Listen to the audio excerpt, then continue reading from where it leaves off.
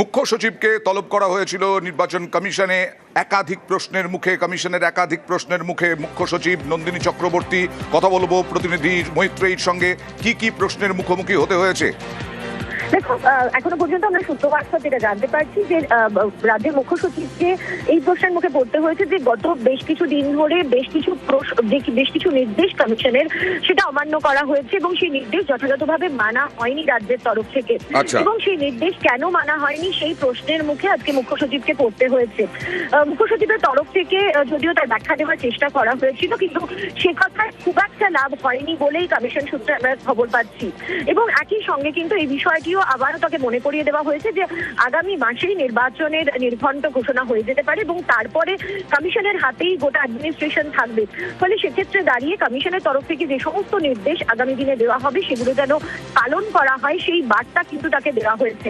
আজকে 3টের কিছু আগে 3:45 নাগাদ নন্দিনী চক্রবর্তী তিনি কমিশনের দপ্তরে পৌঁছান। 3টে থেকে বৈঠক শুরু হয়, কমিশনের ফুল বেঞ্চের সঙ্গে বৈঠক হয় এবং সেখানেই কমিশনের ফুল বেঞ্চের তরফ থেকে সামনে একাধিক প্রশ্নের মুখে পড়তে হয় রাজ্যের মুখ্য সচিব নন্দিনী চক্রবর্তীকে।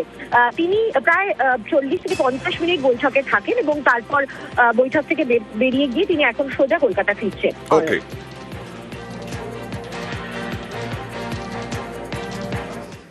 ভোটারকে অপহরণে গ্রেফতার বিএলও।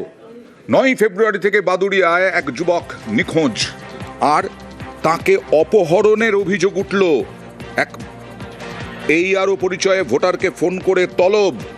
আমরা দেখিয়েছিলাম, অনুপমের সঙ্গে কথা বলবো। অনুপম, আমরা দেখিয়েছিলাম যে এসআইআর এর নথি জমা দিতে বলে ডেকে তারপরে নাকি খোঁজ পাওয়া যাচ্ছে না। অপহরণের অভিযোগ কেন?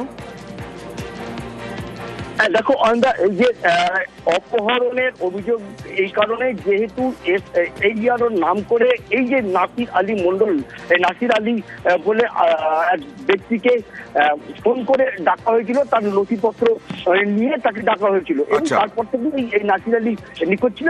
যদিও পরের দিন স্থানীয় একটি খালের ধার থেকে তার জুতো এবং বাইক উদ্ধার হয় এবং তারপর গ্রামবাসীরা এই নাসির আলীর খোঁজের জন্য যাতে তাড়াতাড়ি পুলিশ তাকে খুঁজে বের করতে পারে এবং উপযুক্ত দোষীদের শাস্তি দিতে পারে সেজন্য রাস্তা অবরোধ করে বিক্ষোভও দেখায় দীর্ঘক্ষণ ধরে।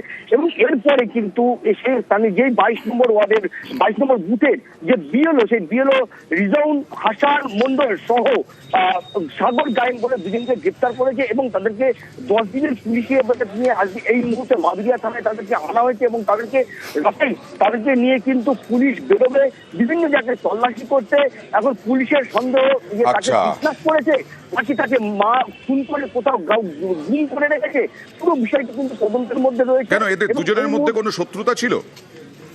দেখো, এইটা নিয়ে কিন্তু একটা বড় প্রশ্ন ফেলে যাচ্ছে, তার কারণ পুলিশ সরাসরি কিছু তদন্তের সাথে কিছু এখনো জানায়নি। তবে এই যে রিজওয়ান হাসান মন্ডল এবং সাগর গাইনকে নিয়ে রাতেই পুলিশ বেরোবে।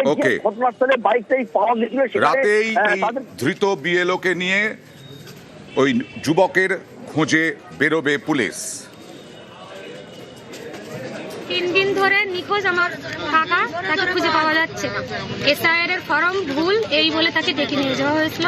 ফোন করছে 8:30টার দিকে, কাকার ফোনে সুইচ অফ। চাইছি যেন আমার কাকাকে খুঁজে পায় আর পুলিশ যাতে সঠিক তদন্ত করে আমার কাকাকে উদ্ধার করে। মহারাষ্ট্রের পুনেতে পুরুলিয়ার পরিযায়ী খুনের অভিযোগ, আর তাই নিয়ে এই রাজনীতি এখন তপ্ত। পশ্চিমবঙ্গের রাজনীতি ভোটের আগে আজকে অভিষেক বন্দ্যোপাধ্যায় গেলেন পুরুলিয়ায় নিহত সুখেন মাহাতোর বাড়িতে এবং সেখানে গিয়ে পরিবারের সঙ্গে কথা বললেন। মহারাষ্ট্রে বাংলা বলায় পরিযায়ী খুনের অভিযোগ। পুরুলিয়ার তুমরাশোলে সুখেন মাহাতোর দেহ উদ্ধার। পরিযায়ীর মৃত্যুতে বিজেপি তৃণমূল তুঙ্গে তরজা। অভিষেক বন্দ্যোপাধ্যায় কি বললেন দেখুন।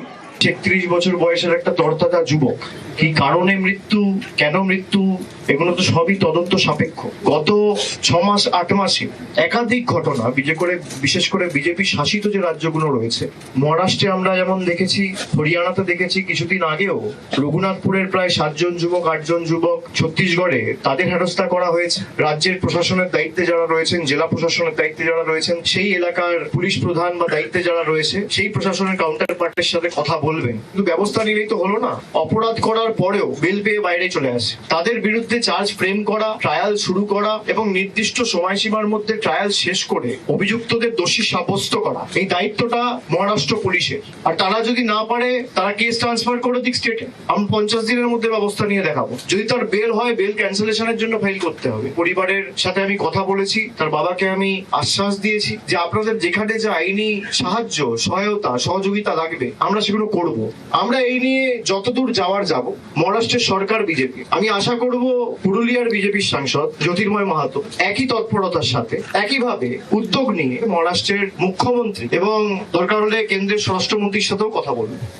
কঠোর শাস্তির দাবি করলেন খুনিদের কঠোর শাস্তির দাবি নিহত সুখেন মাহাতোর বাবার। আমরা তো গরিব মানুষ, আমার ওই জন্য 3টে বাচ্চা ওখানে কাজ করতে গেছে। আর আমরা বাংলা ভাষায়, আমাদের বেঙ্গলের লোক তো, ওই মারাঠি ভাষার জন্য এই ঘটনাটা হয়েছে। আমার ওইটুকুই আমার বলার, ওই যে দুটো আমার বাচ্চার কোনো ব্যবস্থা করে দেও, আর আমি বাইরে যেতে দিব না ছাকে, এইটুকু আমার, অন্য কোনো আর আমার নাই। বাইরে গেলে একটা ঘটনা ঘটেছে, আরো এই বাইরে আর পাঠাবো, আমি ছাকে পাঠাবো না। রাজ্যে ভোটের আগে নয়া কৌশল বিজেপির, এবার গোপন ফর্ম বিলি বাংলার মন বুঝতে। বাংলার বিজেপি প্রার্থী বাঁচতে এবার গোপন ফর্ম।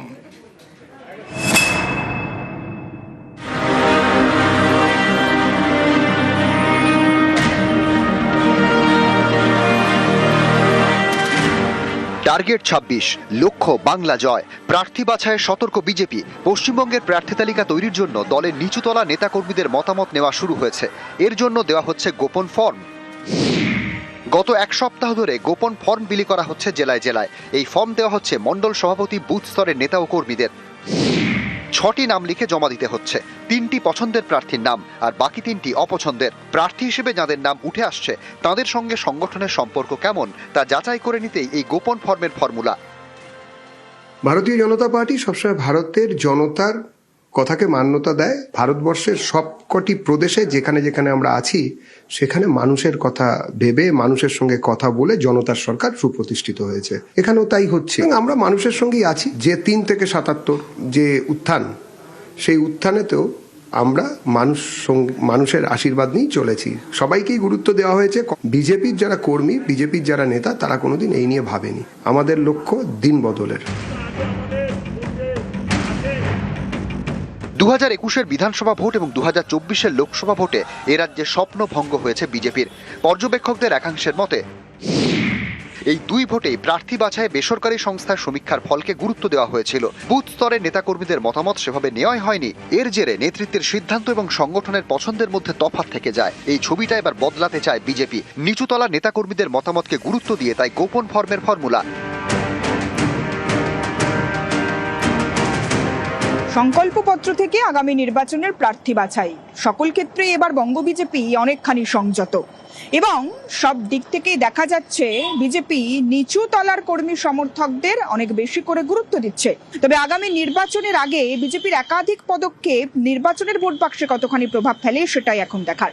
ক্যামেরায় গোপালের সঙ্গে সুস্মিতা, নিউজ 18 বাংলা, কলকাতা।